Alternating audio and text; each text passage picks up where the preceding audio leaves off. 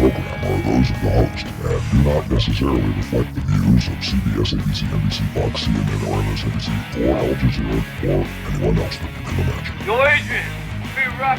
What a potent development this is. Hi, this is Scott Clark with the Heidelcast, the broadcast devoted to recovering the Reformed theology, piety, and practice. We're talking about practice. Not a game. We're talking about practice. I'm a pastor and a church historian. This is episode 54 for the week of Sunday, December 15, 2013. The Heidelcast is a service of heidelblog.net. Write to Heidelcast at heidelblog.net or on Twitter at @RScottClark. Send us a message and we may use it in a future broadcast. Catch all the episodes at heidelblog.net or subscribe in iTunes. Joining me today again is the Reverend Mr. Jay Bennett. He's organizing pastor of Neon Reformed Presbyterian Church, OPC, in Neon, Kentucky. This is the second part of a two-part interview. If you missed episode 53, check it out at heidelblog.net or in iTunes. Jay was one of the prosecutors in the Jeff Meyers Federal Vision case. We rejoin our regularly scheduled programming already in progress. So in civil terms, it's a little bit like having a case going to trial when there's been no indictment. Is that a fair analogy? I would say so. Yeah, no charges had been brought, and the presbytery had only a few months earlier determined that the man was innocent. And so what's the other reason for going to trial? Well, I mean, some might say, well, the writing's on the wall. They know what the SJC is going to rule anyway. Let's just go ahead and do it. But if you go ahead and proceed without the ruling of the SJC, it takes a lot of, I think, a lot of teeth out of a prosecution's case. I referred to the decision of the five-man panel, even though it hadn't been made official yet, in my opening statement as I prosecuted or co-prosecuted the case along with Tim Herrera. And immediately the defense, objected to what I said because, and the reasoning for the objection was, well, the SJC hasn't made its final ruling yet. They understood that that was a very important ruling, and that if the SJC ruled that the presbytery needed to go to trial because there was sufficient evidence to raise a strong presumption of guilt in Jeff's teachings, that could be damaging to the defense's case, I think.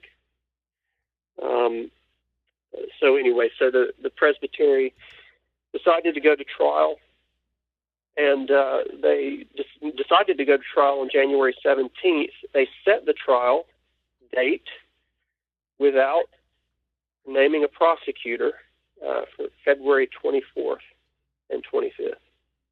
So about 5 weeks later, they're going to have the trial. Then they named a prosecutor.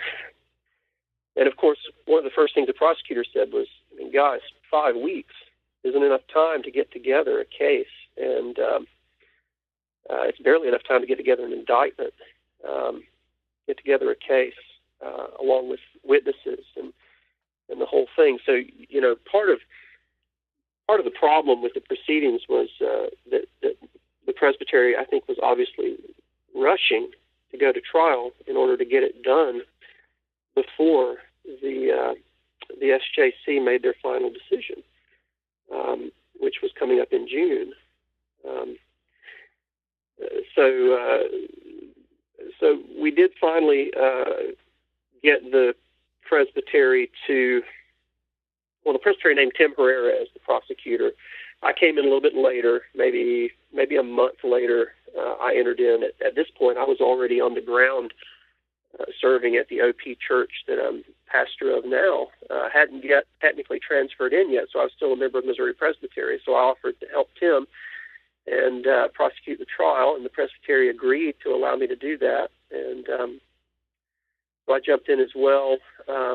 We were able to get the presbytery to move the trial date back at least to April. So we got April 13th. So that gave us, that gave us a little less than 4 months to put together a prosecution along with witnesses and everything that entails. And so we went to trial, and of course, Of course, at the end of it, the Presbytery voted overwhelmingly to exonerate Jeff of all charges. And so after that happened, I lodged a complaint with the Presbytery based on procedural grounds as well as substantive grounds. Procedurally, they had shown bias in rushing to trial. I also complained that the prosecution had asked for the arbitrary time limit on the trial to be lifted at the beginning of the trial, as well as previously in various other conversations, had asked for that to happen. It hadn't been granted, and so the prosecution had a total of 4 hours in the trial to prosecute its case. And we were held to that. I ran out of time as I was giving my closing statement. I ran out of time. I wasn't able to say everything that I would have said in the close, and I certainly wasn't able to say, because I tried to save some time for the closing statement, I certainly wasn't able to say nearly all that I wanted to say in regard to the cross-examination of Jeff Meyers. He was the last man, of course, to take the stand, and by that time I think we had less than an hour to question him because we were just running out of time.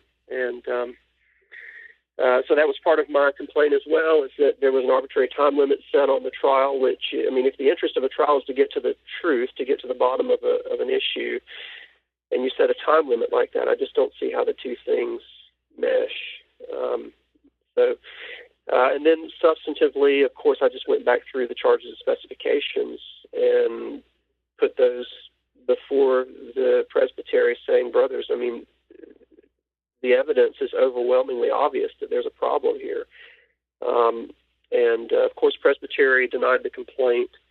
So on August 16th, the Standing Judicial Committee received, or I should say the Administrative Committee of the PCA received my complaint to the SJC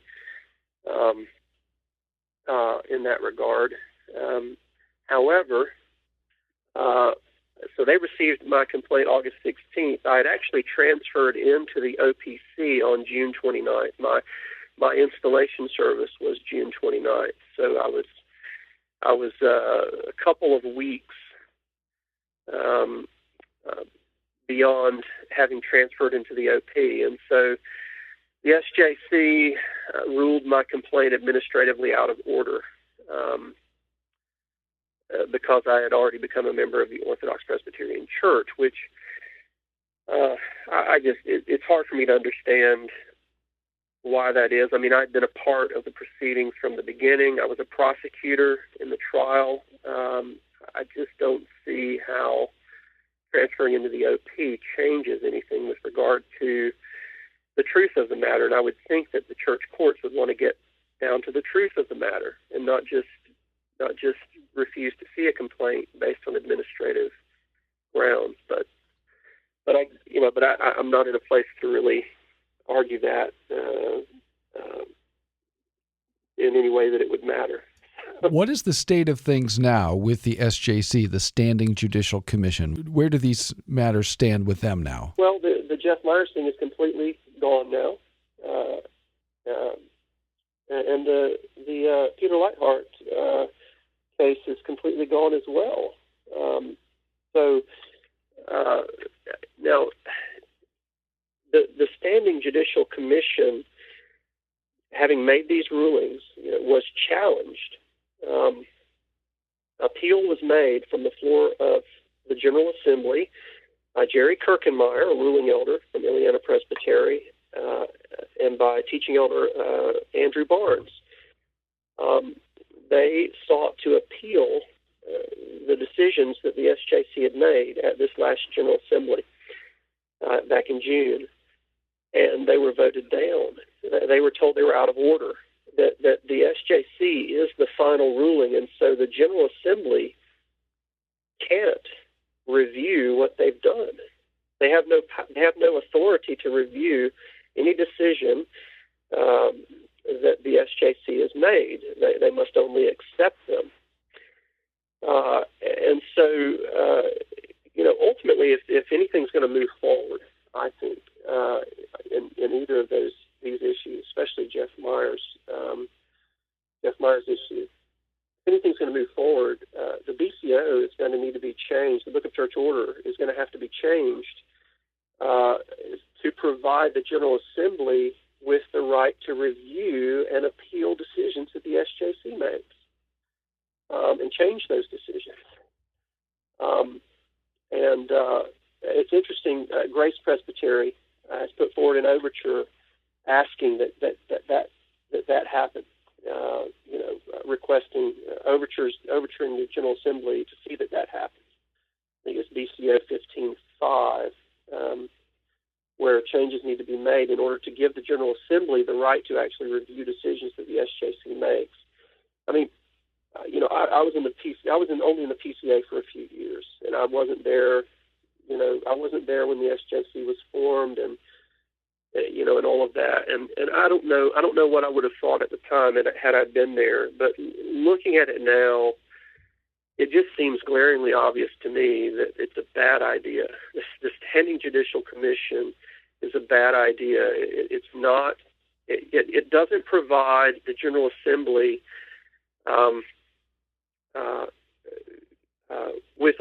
with an actual voice. What they've done is they've invested the judicial matters of the General Assembly in just a few men. And so it's not the General Assembly who's making these decisions. It's just a few delegates of the General Assembly. Let me play devil's advocate for just a moment. I can imagine someone saying, well, Jay, you say that now because you lost. But had you won, you might be saying, well, the SJC is the final arbiter and it's invested with the full authority of the General Assembly. So how would you answer that criticism or possible criticism? Well, I would say that had the SJC ruled in our favor, I would still have issues with the way the SJC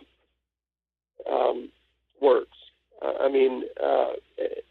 And I've talked with men about this prior to any of the Federal Vision controversy that I've been a part of, about the problem of not having a truly deliberative assembly, which the PCA doesn't. Now again, I love the PCA. I was a part of the PCA for a long time. I have high regard for the PCA. I have a lot of friends in the PCA.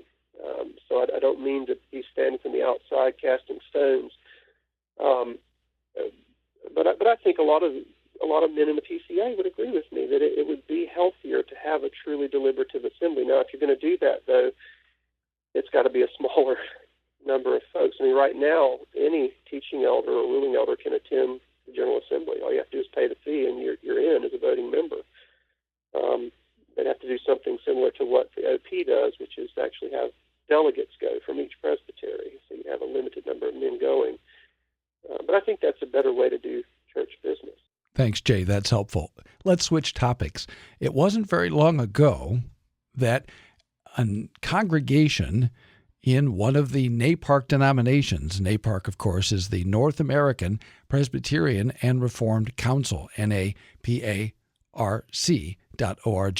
And they had in their pulpit a person who is strongly identified with the Federal Vision movement. In fact, perhaps the leading exponent of the Federal Vision theology in North America.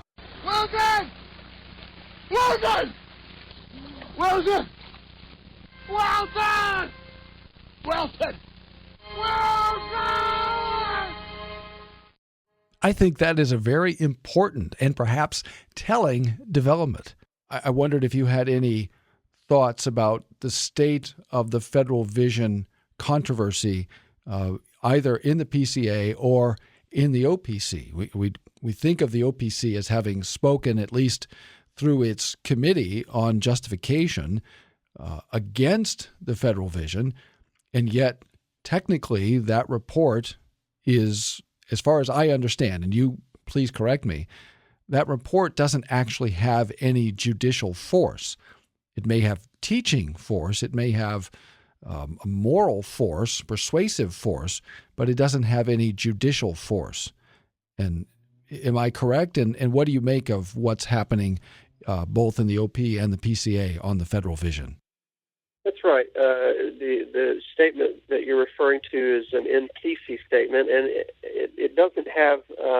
It's not binding. It's not like our confession. It doesn't have any confessional status. So it's not binding in that sense, but it does have, like you said, teaching and moral force, and it's given by the General Assembly to be of use to presbyteries, in understand and to ministers in understanding these individual ministers and understanding these issues. Really, I'm not sure. I've not talked with any of the session members or the pastor of that church about that. I do know what you're referring to, though. It's something that I think I'd like to know a bit more about. It is something that I think is alarming. It should be alarming to us. So it's something I definitely want to know more about. I think a lot's been accomplished since the reports, since 2005, the OP report, and 2007, the PCA report. I do think a lot's been accomplished, but a lot more people have been taught with regard to these issues, which is good. But I agree with you. I mean, the difficult work of actually carrying judicial cases through to the end and censuring men who teach these views and disassociating from men who teach these views is something that still needs to happen. And I think particularly of teaching over Jeff Meyers. I mean, he's still a member in good standing of the Missouri Presbyterian, the Presbyterian Church in America. He's at a church that's only minutes from the denominational seminary. I mean, he has interns coming through his church, every year, and you could see that. You could see that in the trial that we prosecuted. The men who were voting members of the judicatory, it was 1/6. 1/6 of the men who were voting members of the judicatory were former associates, or were either present associates or former associates of Jeff Meyers. So, when I came into Missouri Presbytery, Jeff was the chair of the Credentials Committee. I mean, he's been there for almost 20 years. Maybe it's been 20 years at this point.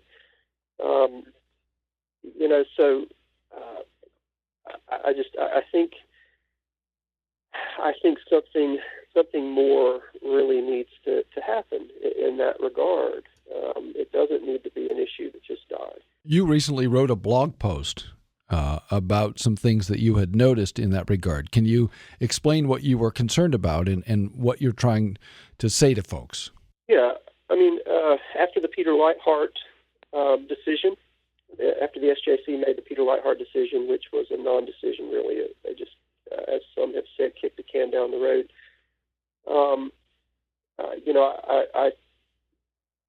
I received information from a friend that Lightheart was going down to teach in Birmingham at an institute called the Trinity House, and so I just thought, well, let me go over and just look at this place. And so I clicked over, and the first thing I found was that Peter Lightheart was going to be teaching a conference alongside Jeffrey Meyers.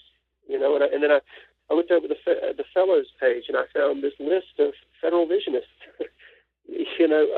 Just right down the list. I mean, these are men who've been named in the 2007 PCA Federal Vision Report, who are fellows at this Trinity House Institute, and Jeff Meyers is one of the fellows. So, I mean, it's pretty obvious that the Federal Vision, continues to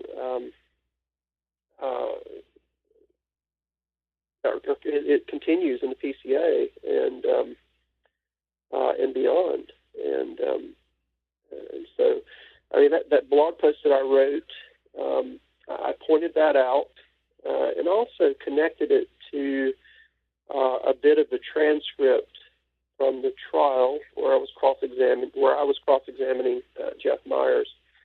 And one of the questions that I had to ask Meyers about baptism was a quote from Peter Leithart. I asked him about what Peter Leithart had to say from the baptized body.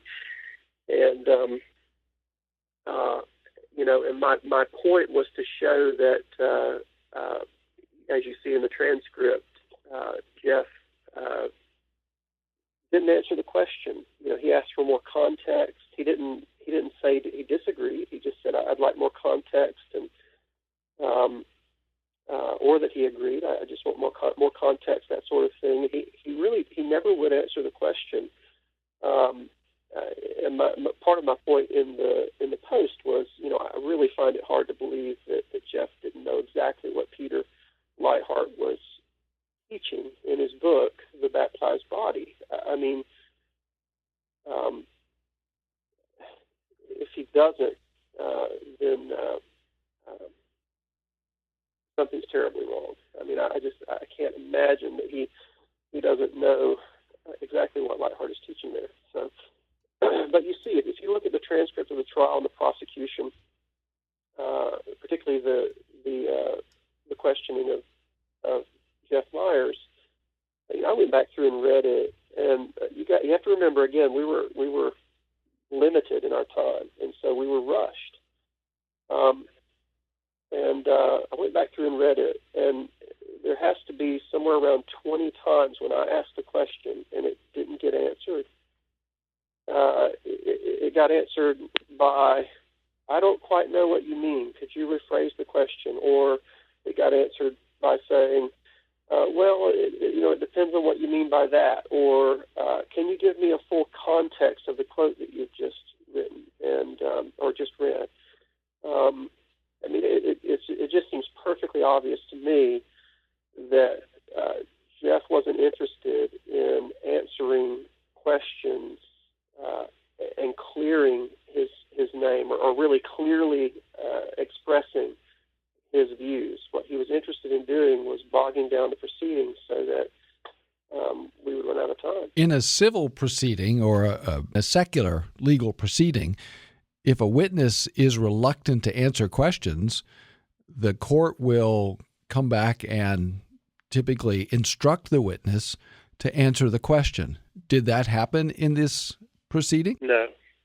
In fact, one of the first things that I asked Jeff in my cross-examination was, are the quotes that are here in the charges and specifications your quotes? Are they from you? And of course, he said yes. And well, would you care to retract any of these statements? And Jeff claimed that he had done that. But as you look at the transcript, he never did do that. And at one point along the way, he says, "I didn't even think that these needed to be retracted. They're throwaway statements. They're things that I said on a blog a long time ago. And, I didn't mean them to be confessional statements about, my convictions on these things or whatever." But, and so I kept pressing, would you like to retract the substance of these things? He did say at one point he was sorry about the way he had phrased certain things or the way he had said things in an inflammatory way, but that's not a retraction of the substance of what was said.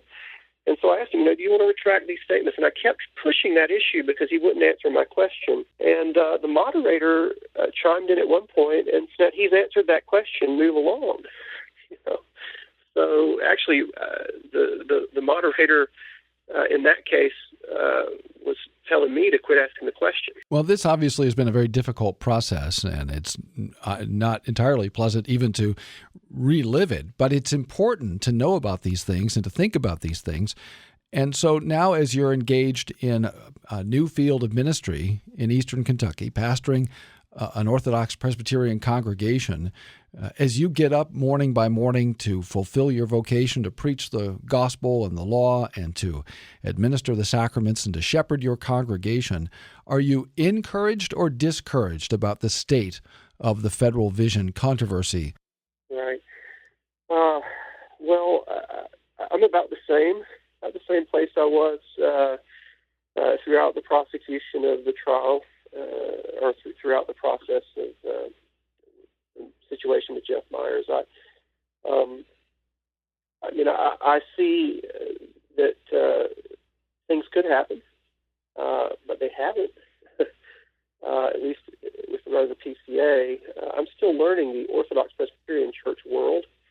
I know the Presbytery that I'm a part of, the Presbytery of the Southeast, is clean in that regard. The Federal Vision, every candidate for ordination or licensure that comes through is asked specifically about his thoughts on the Federal Vision, and